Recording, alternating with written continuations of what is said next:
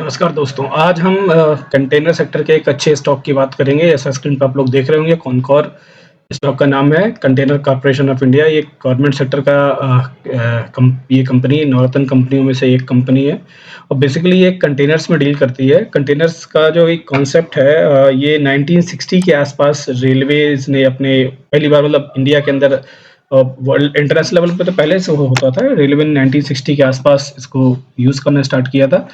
Basically होता क्या है जब कोई भी बड़ा प्रोडक्ट कोई कुछ भी सामान आपको एक जगह से दूसरी जगह भेजने होते हैं एक लंबी डिस्टेंस में, उस सिचुएशन में आपको कंटेनर्स यूज़ होते हैं और कंटेनर्स ये कंटेनर्स बहुत महँगे होते हैं, बहुत ही सोफिस्टिकेटेड तरीके से होते हैं क्योंकि सामान बहुत सारा ऐसा सामान होता है जो कि बहुत कीमती होता है, बहुत वैल्यूएबल होता है, बहुत ही अ, मतलब आपको बहुत महँगे सामान से कार हो गई, बहुत सारी चीज़ें होती हैं, एक आइटम नहीं है, दुनिया में हज़ारों आइटम्स ऐसे हैं और उन सभी सामानों को आप ओपन में ऐसे नहीं भेज सकते क्योंकि एक सिटी से दूसरी सिटी जा रहा, कहीं को जा रहा, तो सारी चीज़ों के लिए आपको कंटेनर्स यूज़ होते हैं और एक पर्टिकुलर गवर्नमेंट ने कंपनी इसके लिए एस्टेब्लिश की थी, that is container corporation of India. किसी भी तरह का कुछ भी होता है, कार्गो आपको सेंड करना होता है, सामान सेंड करना होता है, then we use this kind of services. Even जितनी भी हमारी कंपनीज़ होती हैं, ये कुरियर वगैरह कंपनीज़ होती हैं, यदि उन्हें किसी फॉरेन में कुछ बहुत बड़ा सामान कुरियर करना होता है, they also use the same services. ठीक है, तो ये उसका बेसिक इंट्रोडक्शन हो गया। अब इसका हम फंडामेंटल एनालिसिस करने का ट्राई करते हैं और देखते हैं कि ये स्टॉक की इतनी चर्चा मार्केट में बन क्यों रही है। हम टिcker.tab.in पे आ गए हैं और हमने वो ऑलरेडी लोड करके रखा हुआ है चार्ट को, अपने आपके डेटा को इसमें कंटेनर कॉर्पोरेशन ऑफ इंडिया के। इसका यदि पीई देखें तो 45 के आसपास चल रहा है, सेक्टर का पीई 52 है, विच इज़ गुड क्योंकि काफ़ी अच्छा स्टॉक रहा है, काफ़ी अच्छी रैली यदि आप देखेंगे तो पहले भी दे चुका है, इसलिए थोड़ा-सा पीई इसका हायर साइड है, लेकिन ठीक है, तब भी इसका रूम अच्छा खासा अवेलेबल है। हम फाइनेंशियल जाके देखें, फाइनेंशियल में अब आप यदि जाके देखोगे तो ये 2014 के आसपास 5,500 5,600 करोड़ के आसपास की कंपनी थी और 14 और 6 8 22 बोल सकते हैं, 8 साल में ये डबल हो चुकी है।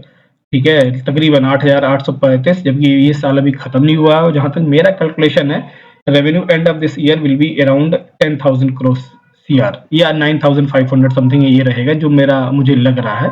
ठीक है, क्योंकि ये हाफ लाइक सेकंड क्वार्टर का डेटा यहाँ पे उन्होंने दिया हुआ है।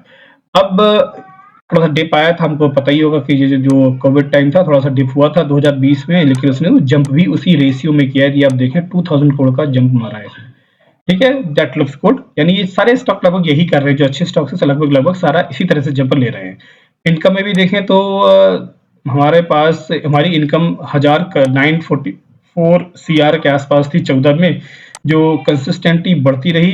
बीच में कम हुई, 17 में भी कम हुई, 16 में भी कम हुई, लेकिन उसने 18 में जंप लिया। उन्होंने अपने आप को ऑप्टिमाइज किया, अपने सर्विसेज को ऑप्टिमाइज किया और वो 1200 साढ़े 1200 तक पहुंची। बट बीच में वही कोविड का टाइम रहा, बहुत तेजी से डाउन हुआ क्योंकि कुछ यूज ही नहीं हो रहा था, लोग सर्विस यूज भी कर रहे थे तो they are not making a payments. ठीक है, 403 पहुंच गया, 400 करोड़, जहाँ पे 1000 करोड़ का प्रॉफिट था हमारा 14 में, वो 20 में आके 400 करोड़ पे पहुंचा था, दैट बिकॉज ऑफ कोविड। लेकिन ये आप देखेंगे अगले साल उसने जंप भी उतनी ही स्पीड से किया है, डबल मार दिया उसने, 1000 करोड़ कर दिया और अब इस साल वो 1073 पहुंच चुका है, 1073 ऑलरेडी टच कर चुका है। मेरा कैलकुलेशन जो है वो 1100 के आसपास का है कि तकरीबन वो 1100 करोड़ की जंप तो वो कम से कम 100-150 के लिए 1150 1000 के आसपास ये इस साल का प्रॉफिट अपना क्लोज करेगी, which is a good jump. ठीक है, तो ये रहा है। इसका मतलब ये एक चीज है, ये है कि कंपनी कंसिस्टेंट अच्छा कर रही है, हर साल अपने आप को ऑप्टिमाइज कर रही है। प्रॉफिट मार्जिन उसका पहले रेवेन्यू अच्छा था बट प्रॉफिट मार्जिन कम था, लेकिन उसने उसको ऑप्टिमाइज किया, अच्छा किया। यानी कंपनी में कुछ जो है वो एक फ्यूचर पर्सपेक्टिव है, सोच रही है, कर रही है और प्रॉफिट जनरेट कर रही है। ठीक है ना, और ये नॉर्थर्न कंपनियों के प्रॉफिट जनरेट करना इज वेरी बिग टास्क, क्योंकि इसमें बहुत सारी चीजें इन्वॉल्व होती हैं। ठीक है ना, तो एक अच्छी कंपनी है। इसमें एक चीज और देख लेते हैं हम, इसका थोड़ा सा होल्डिंग्स देख लेते हैं कि लोग इसके बारे में क्या सोच रहे हैं। ठीक है, तो होल्डिंग्स आप देखेंगे तो काफी अच्छी होल्डिंग, कंसिस्टेंट होल्डिंग बनी हुई, 24% से लगभग 24 ही बना हुआ है, यानी एफआईआई इसमें बैठे हुए हैं सॉलिड तरीके से। और यदि हम एफआईआई को करके यदि इसको हम इसका डीआईआई को देखें तो डीआईआई ने जरूर थोड़ा सा अपना पैसा निकाला है, दैट बिकॉज ऑफ आपका जो एक ये टॉप लगा था मार्केट में, और थोड़ा-सा जो यूक्रेन वॉर वगैरह हो गई थी, उस वजह से डीआईएस घबरा के निकले ज़रूर हैं।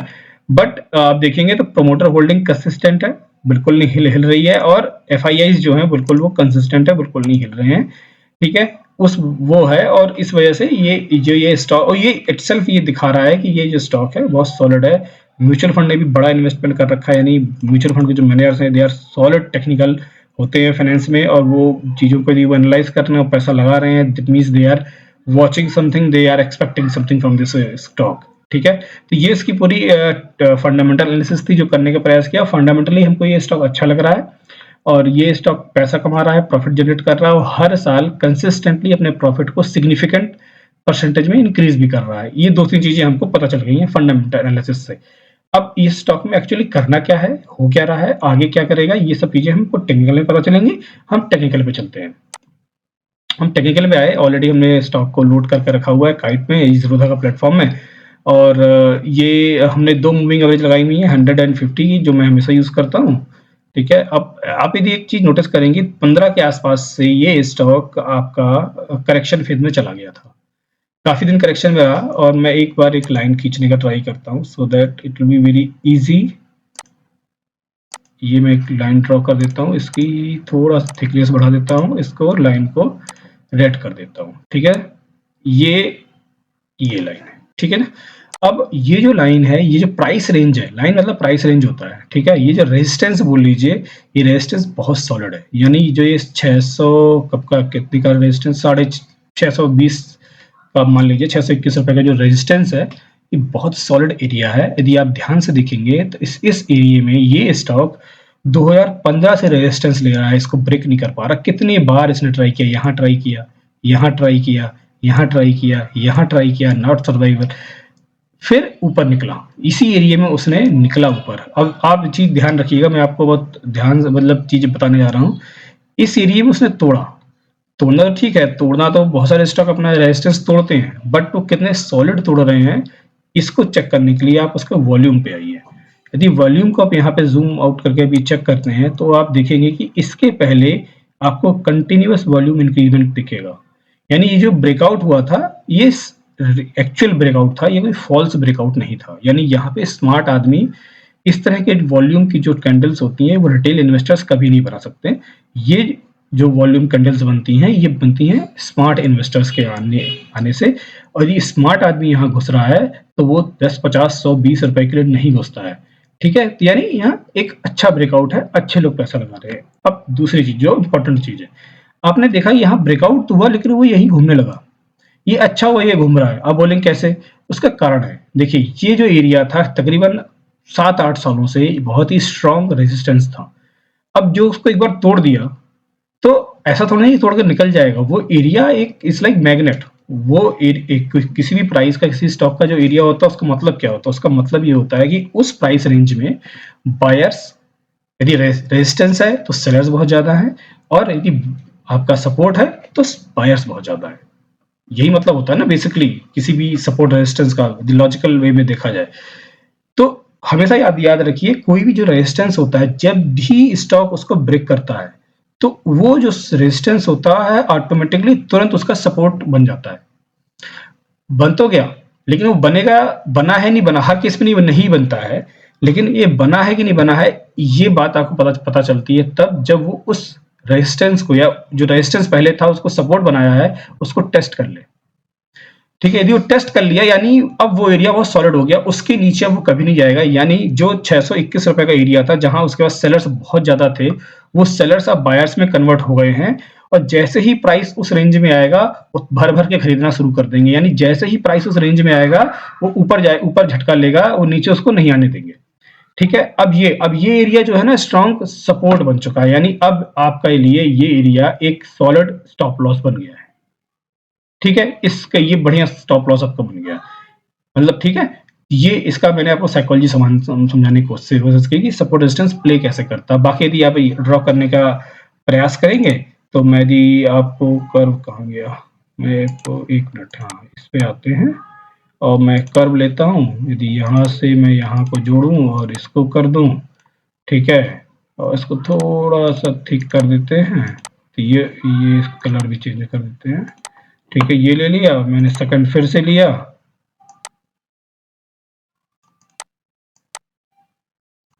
ठीक है, और अब मैं इसको लेता हूं,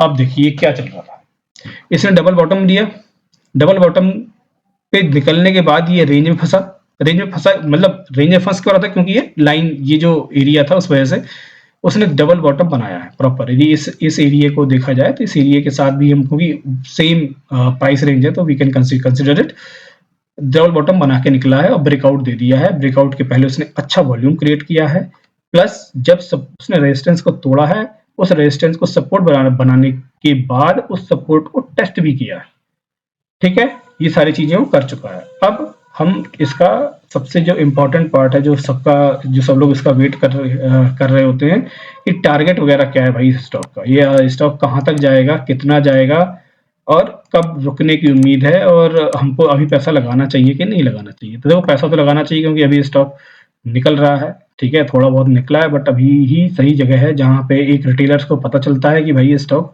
अच्छा करने जा रहा है, तो आप यहाँ लगा सकते हैं पैसा। स्टॉप लॉस आपका मैं बता दे रहा हूँ, स्टॉप लॉस क्या रहेगा, ये आपका स्टॉप लॉस होगा, जो ये टॉप चल रहा है आपका 740 रुपए के आसपास का, आप स्टॉप लॉस लगा दीजिए अपना और उसको बाई कर लीजिए आज की डेट में, ठीक है। और आपका जो एक टारगेट रहेगा, वो मान लीजिए यहाँ से 1100 रुपए का टारगेट है, पहला टारगेट, 1150 से 1200 का पहला टारगेट है, 1150 टू 1200 का पहला टारगेट जो आपको मैं बता रहा हूँ, जो कि आपका 1 ईयर टू 1.2 या 1.3 ईयर, 1-2 महीने आगे पीछे में हो सकता है। और दूसरा जो टारगेट है इसका, जो मैं देख पा रहा हूँ, तकरीबन 1600 रुपए के आसपास का है, 1400 1500 से 1600 हम मान सकते हैं, ठीक है, या 1400 से 1500 मान लीजिए, ठीक है, 1400 फाइनल, 1400 टू 1500 सेकंड टारगेट है इसका, और वो टारगेट अराउंड 2 साल में आपका ये टच करना चाहिए, ठीक है।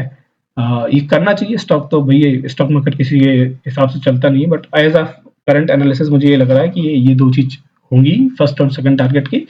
स्टॉप लॉस मैंने आपको पहले बता दिया, 740 के आसपास लगाइएगा, और जो भी स्टॉक आप लगाएंगे उसको ट्रेलिंग स्टॉप लॉस को ही यूज करिएगा। इस तरह की इंटरेस्टिंग फाइनेंशियल अपडेट्स के लिए या स्टॉक के अपडेट्स के लिए, म्यूचुअल फंड के अपडेट्स के लिए आप मेरे ट्विटर हैंडल फिनवेस्टिंग एके को भी फॉलो कर सकते हैं, मैं इस पे भी कुछ डालता रहता हूँ, ठीक है। और इसी तरह से मेरा फेसबुक पेज भी है, फिनवेस्टिंग एके के नाम से, फोटो आप लोग देख रहे हैं, ये सेम मेरे चैनल पे भी है, ट्विटर हैंडल पे भी है और फेसबुक पे भी, इसको भी आप लोग फॉलो कर सकते हैं, इसको भी ट्रैक कर सकते हैं, ये आप लोगों की काफ़ी मदद करेगी चीज़ों को अपडेट जल्दी आप तक। वीडियो को अंत तक देखने के लिए आपका बहुत-बहुत धन्यवाद। वीडियो अच्छा लगा हो तो इसको लाइक और शेयर करें और चैनल को सब्सक्राइब करें। Thank you.